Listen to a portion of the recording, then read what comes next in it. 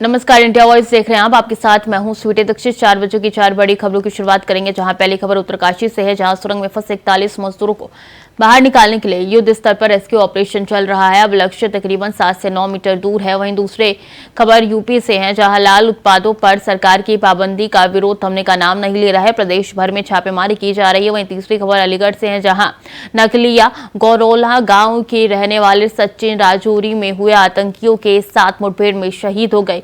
वहीं चौथी खबर डीप फेक से जुड़ी हुई है, जहां डीप फेक कंटेंट पर सरकार बेहद ही गंभीर रवैया अपना रही है। हाल ही में इस मुद्दे को लेकर सोशल मीडिया कंपनियों के साथ सरकार की एक बैठक हुई है।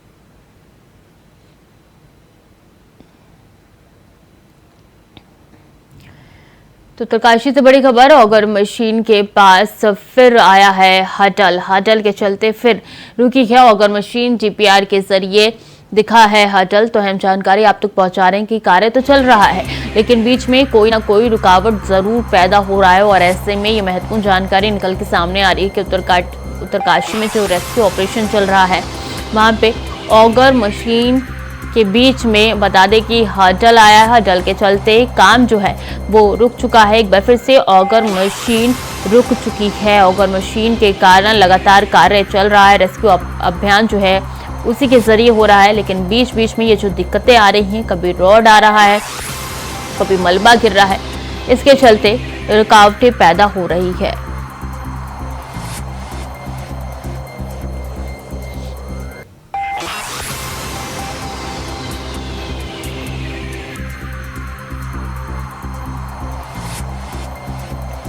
तो ऑगर मशीन के पास फिर आया है हडल और इसके कारण कार्य जो है वो बीच में रुक चुका है, लेकिन पीएमओ के पूर्व सलाहकार का कहना है कि जल्द से जल्द निकाला जाएगा। ऑपरेशन अपने अंतिम करोड़ पर है और आप सब जानते हैं कि उस रेस्क्यू ऑपरेशन में भारत की सरकार, माननीय प्रधानमंत्री जी प्रत्येक दिन किस प्रकार से हमारे अंदर जो मजदूर भाई हैं उनको भोजन सामग्री से लेकर अनेकों प्रकार की जो कठिनाइयां उनके सामने आ सकती हैं, उन सब के बारे में जानकारी देकर उसके निदान को लेकर और सुरक्षित रूप से उनको बाहर निकाला जाए, रेस्क्यू किस तरह से चल रहा है, उस सारी जानकारियां प्रत्येक दिन लेते हैं। और पूरी एजेंसियां भारत सरकार की हों, राज्य सरकार की हों, सब मिलजुल कर इस ऑपरेशन को चला रही हैं। जल्दी ही हमें उम्मीद है भगवान की कृपा से कि जल्दी से जल्दी ये ऑपरेशन पूरा होगा, हमारे मजदूर भाई सभी बाहर आएंगे।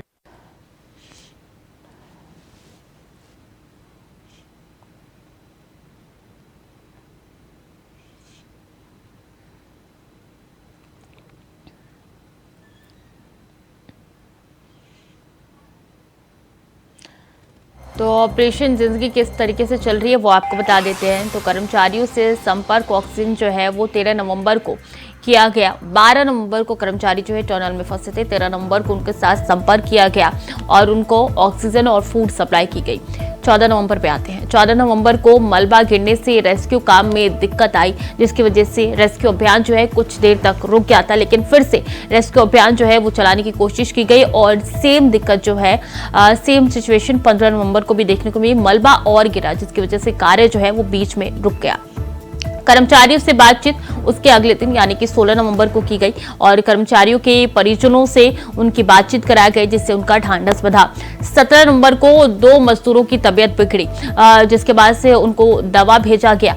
पाइप के माध्यम से उनको दवा भेजा गया और इंदौर से फिर उसके बाद रेस्क्यू अभियान में मशीन का इस्तेमाल करने के लिए मशीन मंगाई गई और उसके अगले दिन 5 मोर्चे पर 6 एजेंसी लगातार लगी हुई है। इस रेस्क्यू अभियान में और गति दे रही है। 20 नवंबर पे आ जाते हैं। 80 मीटर की ऊंचाई से वर्टिकल होल किया गया, जिससे ये सहायता मिल सके कि मजदूरों को जल्द से जल्द बाहर निकाला जाए। 21 नवंबर को टनल में फंसे मजदूरों का पहला वीडियो सामने आया था और वो वीडियो हमने भी आपको दिखाया था।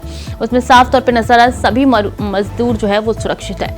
45 मीटर तक पाइप जो है उसके अगले दिन पहुंच चुका। और 23 नवंबर की बात की जाए तो 23 नवंबर को टनल में मजदूरों के काफी करीब तक टीम पहुंच चुकी है और 4 से 5 मीटर से भी कम का फासला बचा हुआ है। इन मजदूरों को निकालने के लिए लगातार कोशिश जारी है। अभय कैंथुरा ज्यादा जानकारी के साथ जुड़ चुके हैं। अभय, कहा यह गया था कि शाम तक तमाम मजदूरों को बाहर निकाल दिया जाएगा, क्या ये मुमकिन लग रहा है?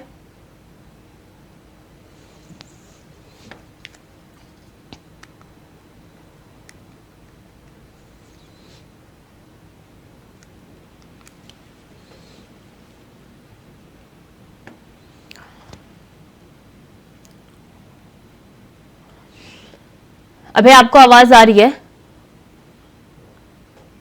दोबारा जोड़ने की कोशिश करेंगे अभय को।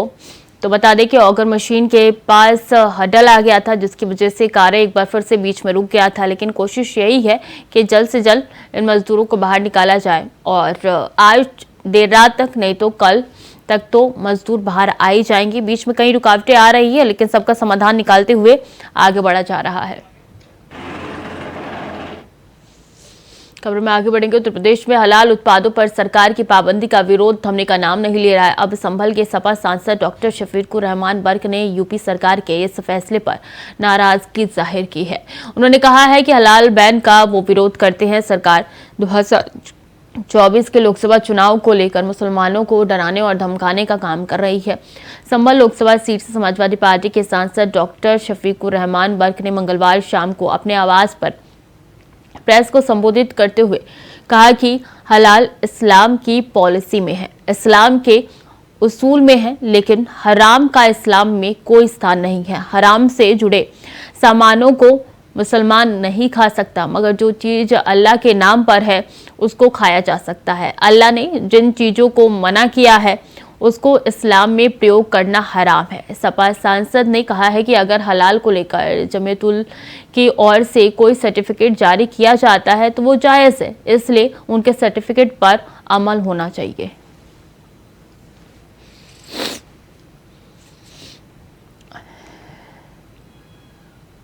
तो हलाल इस्लाम की पॉलिसी में है। शफीकुर रहमान ने क्या क्या कहा है वो आप तक पहुंचा रहे हैं। और इसी के साथ बता दें, शफीकुर रहमान ने कहा है कि हराम की इस्लाम में कोई जगह नहीं है।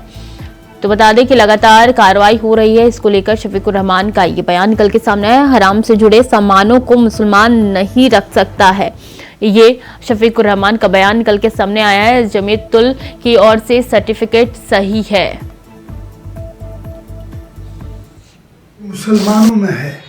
ये इस्लाम की पॉलिसी में है, इस्लाम के उसूलों में है कि कुछ चीज़ें ऐसी हैं कि जो कि हराम है, जो कि मुसलमान उसको नहीं खा सकता, न इस्तेमाल कर सकता है।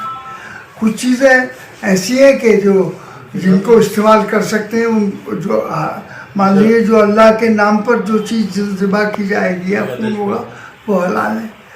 लेकिन जो चीज़ें अल्लाह ने जिनका हुक्म ये दिया कि इनको इस्तेमाल आप नहीं कर सकते तो वो हराम है हमारे लिए। तो ये हलाल हराम की जमीयत उलमा वालों ने, उन्होंने अगर कोई सर्टिफिकेट जारी करते हैं तो जायज़ है उनका। प्रियम पाठक हमारे से जुड़ चुके हैं ज़्यादा जानकारी के साथ। प्रियम, देखिए शफीकुर रहमान का बयान आया, उन्होंने इसको जायज़ बताया है और ये जो कार्रवाई हुई है उसको गलत बताया है।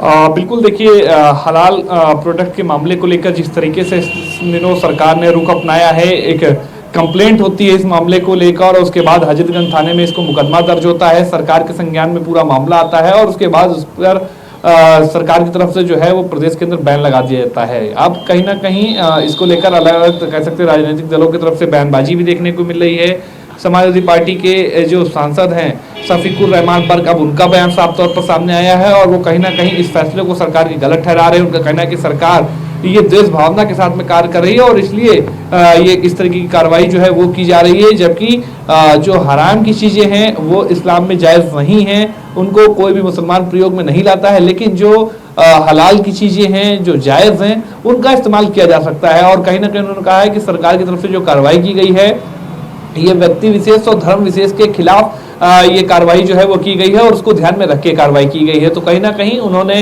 सरकार की तरफ से जो कार्रवाई की गई हलाल प्रोडक्ट को लेकर उसका विरोध किया है और साफ तौर पर कहा है कि इस तरीके के प्रोडक्ट को जो है उसकी बिक्री पर रोक नहीं लगना चाहिए। इससे एक इकोनॉमी भी जो है वो चलती है और इसका कहीं पर कोई गलत तरीके से अगर प्रयोग हो रहा होता है इसके पैसे का तो उस मामले में जरूर जो है वो सरकार कार्रवाई करती है, लेकिन सीधे सीधे इस प्रोडक्ट को बैन कर देना, उस संबंधित प्रमाणीकृत प्रोडक्टों को बैन करना, तो वो कहीं ना कहीं बता रहा है कि सरकार किस तरीके से द्वेष भावना के साथ में कार्य कर रही है। तो इस तरीके का बयान उनका जो है वो निकल के सामने आया। फिलहाल अभी अगर हलाल प्रोडक्ट की बात करें तो इस मामले को लेकर जो जांच है वो एसटीएफ को सौंप दी गई है और एसटीएफ अब इस मामले को लेकर अपनी तरीके से जो है वो जांच कर रही है। हर एक कड़ी को देखा जा रहा है कि कैसे ये प्रोडक्ट्स जो थे वो मार्केट में सेल हो रहे थे, कितनी मात्रा में हो रहे थे, कौन कौन सी कंपनियां इनको प्रमाणित जो है वो कर रही थी, सर्टिफाइड कर रही थी, कौन कौन सी कंपनियां, इन सभी चीजों को लेकर अब एसटीएफ जो है वो जांच कर रही है। और माना जा रहा है कि जितनी भी कंपनियां इन प्रोडक्ट को जारी कर रही थी उनसे भी अब एसटीएफ जो है वो कार्रवाई कितने आगे तक बढ़ती है और कौन कौन इसकी जद में आता है। बहुत बहुत शुक्रिया आपका तमाम जानकारियों के लिए।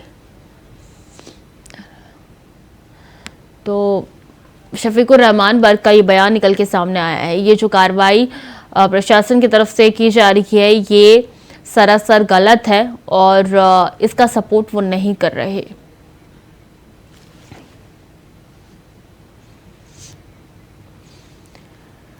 अलीगढ़ के नगलिया गौरौला गांव के रहने वाले सचिन राजौरी में हुए आतंकियों के साथ मुठभेड़ में शहीद हो गए। बता दें कि सचिन पैरा ट्रूपर थे और 8 दिसंबर को उनकी शादी होनी थी, जिसको लेकर घर में जश्न का माहौल था। परिवार तैयारियों में जुटा हुआ था, लेकिन उससे पहले ही गिरफ्तार परिवार वालों को बेटे की शहीद होने की सूचना मिली, जिससे पूरे घर में मातम पसर गया। परिवार वालों का रो रो कर बुरा हाल है।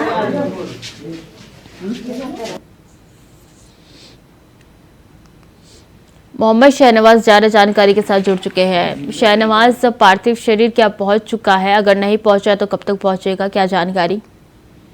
देखिए, जानकारी मिल रही है कुछ ही समय के बाद पार्थिव शरीर अपने निजी स्थान पर गांव में पहुंचने वाला है, जिसके चलते अलीगढ़ जिले के पूरे प्रशासनिक अधिकारी, पुलिस प्रशासन और अन्य नेता लोग गांव में पार्थिव शरीर के अंतिम दर्शन के लिए तैयार है। तो वहीं कहीं न कहीं जिले के और भी सभी लोग गांव में उपस्थित हैं और पार्थिव शरीर का इंतजार कर रहे हैं। जानकारी मिल रही है कि कुछ ही समय के बाद पार्थिव शरीर गांव में पहुंचने वाला है।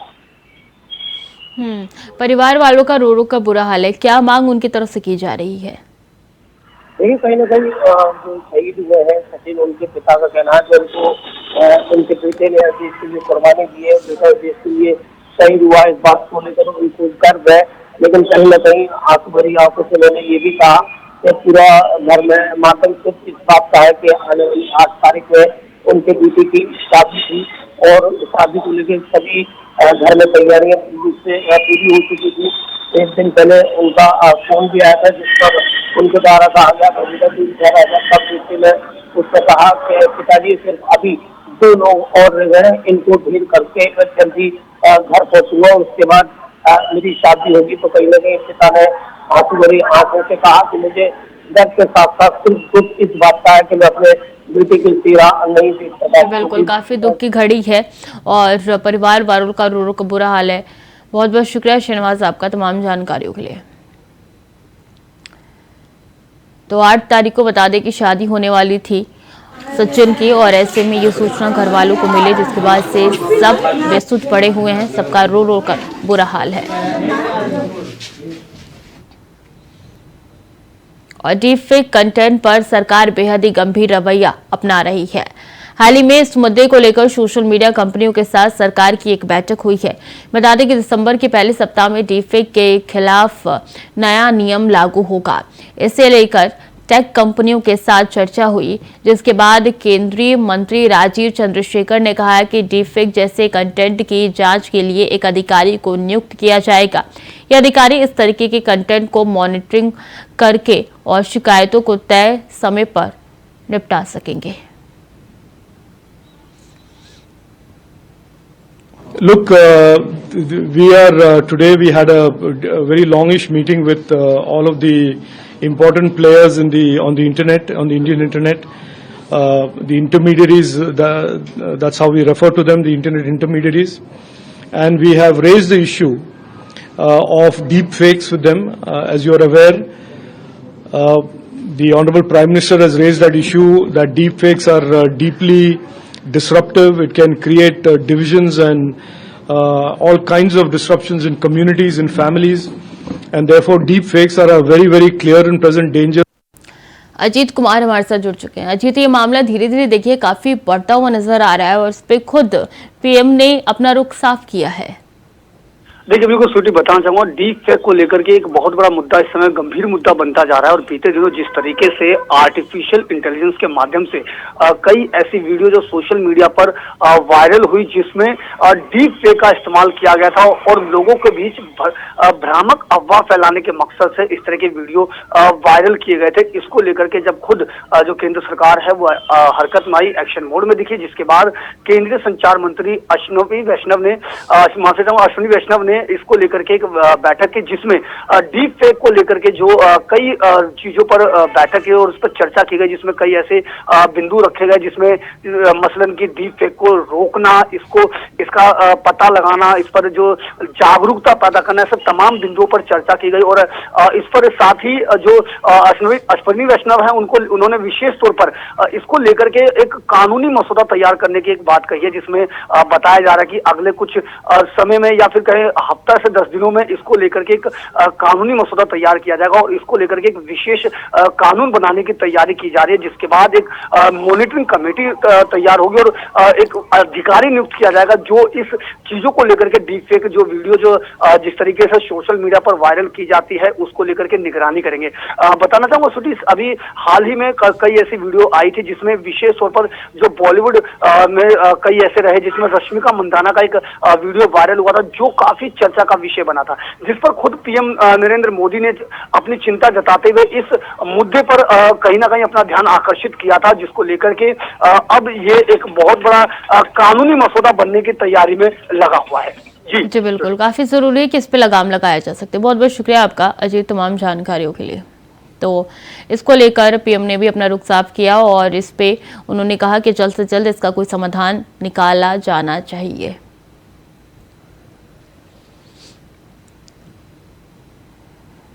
तो फिलहाल के लिए बुलेटिन में इतना ही। खबरें लगातार जारी है, देखते रहे इंडिया वॉइस।